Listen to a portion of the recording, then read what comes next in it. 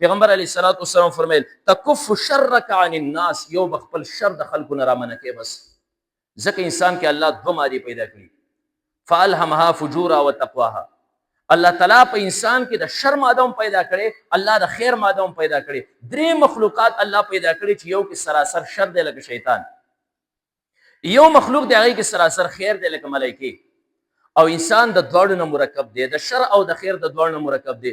دې انسان ته وي چې ستا سره مخامخ مقابل بل انسان دی، دا ما ډېر معزز پیدا کړی، د ته به شر نه وررسې. تکف شرک عن الناس، د خلکو نه به خپل شر چې کوم دی نو رامنه کې. او الله عن المؤمن ونه وي، عن المسلم ونه وي، د مؤمن نه د مسلمان نه به خپل شر را ده پکې. عن الناس، د خلکو نه، ناس عام دی، تمام انسانیت ته وایي.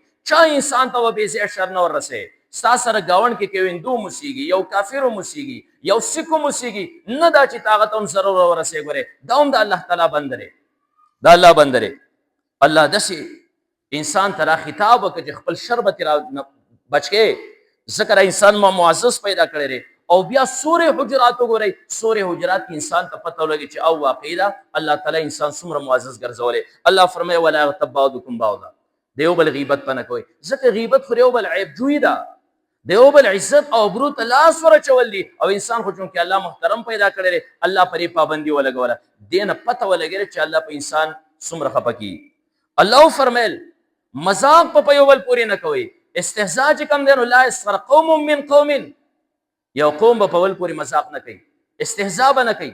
دې نه پته ولګېده چې دا انسان ما پیدا کړی، ته چې استهزاء کوې د ده په سر پورې به کوې، د ده به سترګې غټې وړي، د ده لاسونه به غټ واړئ، د ده ژبه کې به لکنتي، دی به توري یا به بل رنګ والی. نو دا خو ما پیدا کړی، ته زما په خلقت ولې اعتراضات کوې؟ دا سترګې تا ورکړي که ما؟ دا پوز غوږونه تا ورکړي که ما ورکړي؟ دا خو رب کائنات او الله قسم خوري که غوږونه غټ دي او که واړه دي، خو لقد خلقنا الانسان فی احسن تقویم، ما انسان په ښکلي شکل کې پیدا کړی دی. نو ولې به مذاق کوې؟ لا یسخر قوم من قوم عسى یکونوا خیرا منهم، کیدای شي رستانه بهتري. نه به زنانه د بلې زنانه مذاق وراوئ. دې نه پته ولګئ چې الله د انسان په عزت څومره خفه کي. دا انسان څومره. ولا تنابزوا بالالقاب، یو بل به غلطو لقبونو سره نه راولئ. چاته به دا نه وایي سنډه سریا، چاته به دا نه وایي چې هی پلانیا. غلط لقب به چاته چرته هم نه وایي، ځکه دا د الله مخلوق دی، د الله بنده دی. خلقه بیدیه، الله د خپل قدرت په لاسونو باندې تیار کړی دی. ګورې الله پرې ډېر زیات خفه کېږي. مفسرین یو خبره لیکلې ده چې کله نوح علیه السلام الله ته سوال وکړ رب لا تذر علی الارض من الکافرین دیارا، خپل قوم ته خیري وکړي. او چې خیري کله وکړي الله قوم باندې سیلاب راوست، طوفان یې پرې راوست. نوح علیه السلام د هغې نه پس نوح علیه